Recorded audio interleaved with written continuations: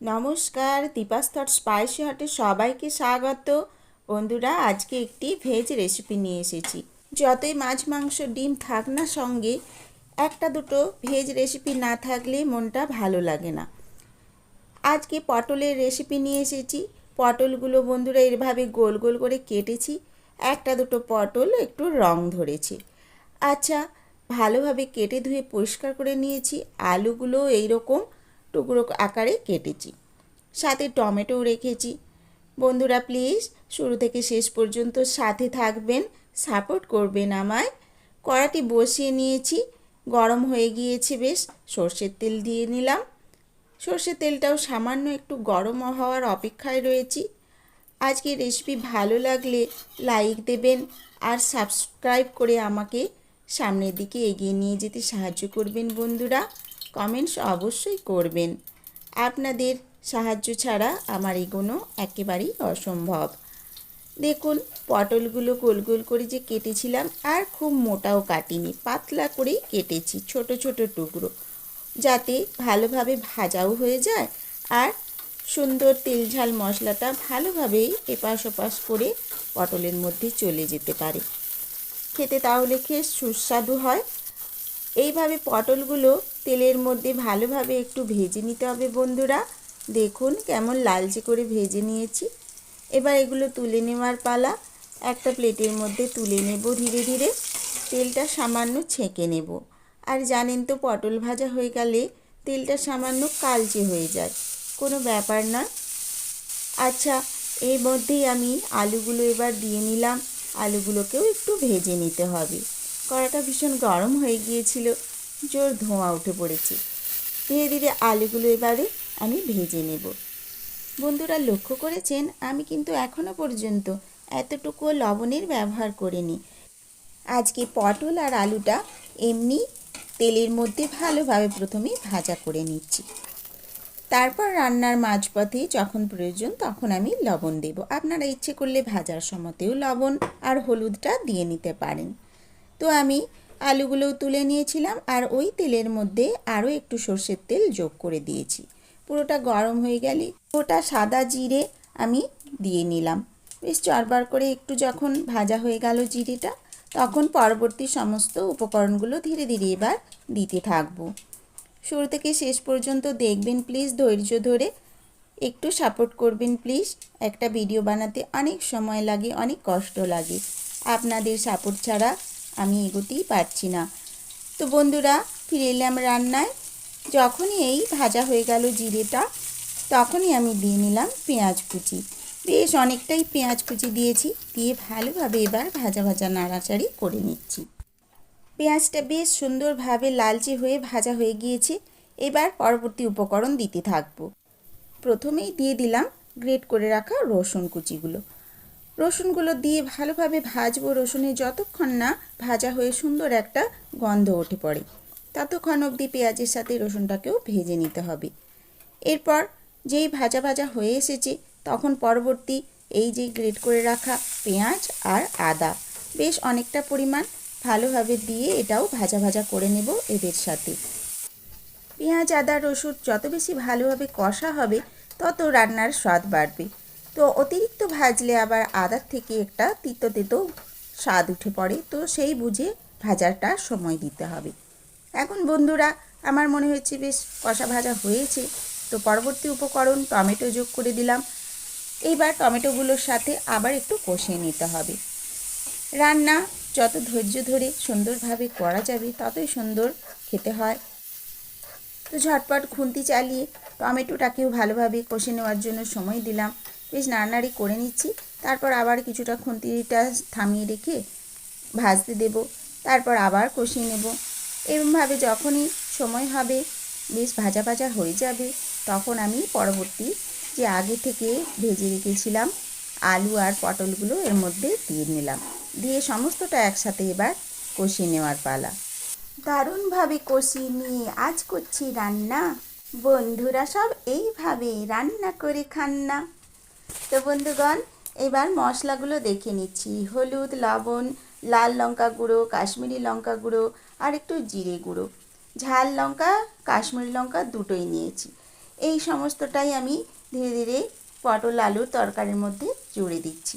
এই মশলাগুলো ছাড়া রান্নার স্বাদ আসবেই না, সেই জন্য আমি ধীরে ধীরে এবার দিয়ে নিলাম। ভালোভাবে পটল আর আলুটা আগেই কষা হয়ে গিয়েছে, একেবারে ওর সুন্দর স্বাদ হবে যাতে ভালোভাবে ভেজে নিতে হবে। তারপরে আমি সমস্ত গুঁড়ো মশলা দিয়ে নিলাম।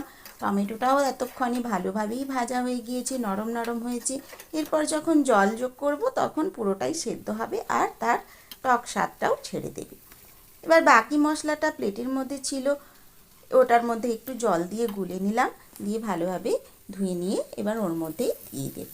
দেখুন, এতটুকু নষ্ট করা আমাদের উচিত নয়, যতটা সম্ভব সুন্দরভাবে সমস্ত কিছু দিয়ে রান্না করে নিতে হবে।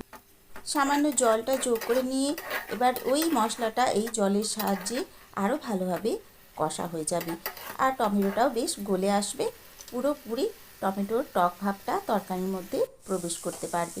টকবক করে ফুটে গিয়েছে জলটা, এখন দেখুন শুকনো হয়ে গিয়েছে। আমি এই খুন্তি দিয়ে ভালোভাবে একটু নেড়ে চেড়ে নিচ্ছি। রান্নাটি দেখে যদি আপনাদের সত্যি ভালো লাগে অবশ্যই কমেন্টস করে আমায় জানাবেন বন্ধুরা। আপনাদের কমেন্টস করতে আমার খুবই ভালো লাগে। পটলের যে কোনো রেসিপিই তো খেতে সুস্বাদু হয়।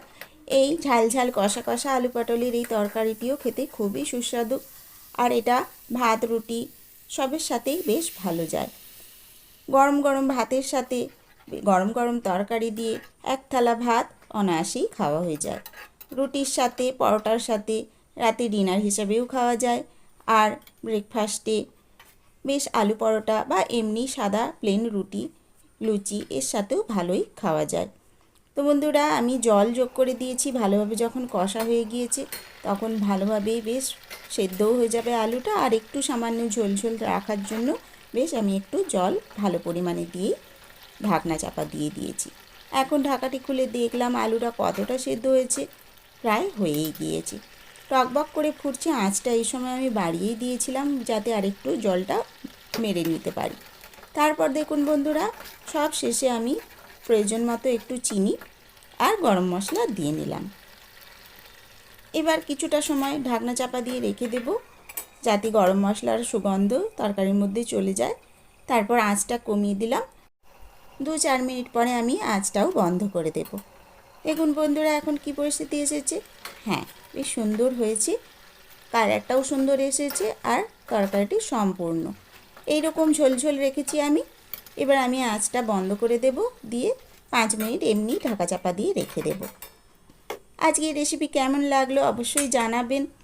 আর নতুন বন্ধুরা আপনারা প্লিজ সাপোর্ট করবেন, সাবস্ক্রাইব করে আমাকে এগিয়ে নিয়ে যাবেন প্লিজ। পুরনো বন্ধুদের অসংখ্য ধন্যবাদ। তবে বন্ধুরা, আপনারা পুরো ভিডিওটা দেখবেন, ফুল ওয়াচ টাইমটা দেবেন প্লিজ, কেননা ওয়াচ টাইম বাড়ছেই না।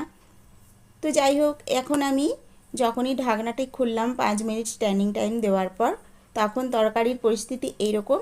আর সব শেষে যোগ করে নিলাম একটু লেবুর রস। লেবুর রসটা সবার শেষে দিলে এত সুন্দর একটা গন্ধ হয়, আর বন্ধুরা টেস্টটাও খুব সুন্দর হয়। তো আশা করি আজকের রেসিপি আপনাদের ভালো লেগেছে। অনুরোধ রইল এইভাবে আপনারাও একবার বাড়িতে বানিয়ে খাবেন প্লিজ। তারপর ঢাকনা চাপা খুলে নিয়েছি। এইবার পরিবেশন করে নেবার পালা। ধীরে ধীরে হাতা দিয়ে নেড়ে নিলাম সমস্ত লেবুর রসটা যাতে পুরো তরকারিতে চলে যেতে পারে, মিশে যেতে পারে। তারপর ধীরে ধীরে এবার বেড়ে নেব প্লেটের মধ্যে। এইবারে একটা পাত্রের মধ্যে আমি ঢেলে নেব পুরো তরকারিটা। সাঁড়াশি দিয়ে ধরে নিলাম কড়াটি, এবার ঢেলে নিচ্ছি একটা প্লেটের মধ্যে ধীরে ধীরে। এত সুন্দর রং, এত সুন্দর দেখতে হয়েছে, খেতে তো ভালোই লাগবে মনে হচ্ছে।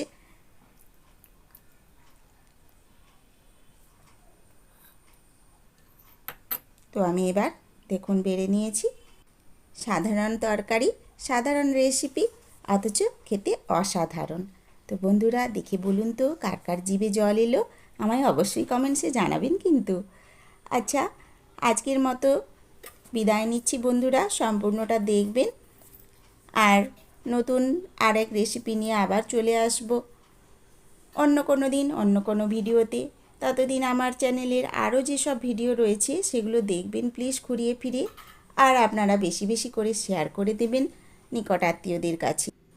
আর যারা নতুন বন্ধু হয়েছেন তাদের কাছে বিশেষ অনুরোধ রইল, আপনারা প্লিজ বেল নোটিফিকেশনটা লাগিয়ে নেবেন, তা না হলে আমার পরবর্তী ভিডিও যখনই আপলোড করব আপনাদের কাছে পৌঁছবে না। তো আশা করি আমার সমস্ত কথা আপনারা রাখবেন।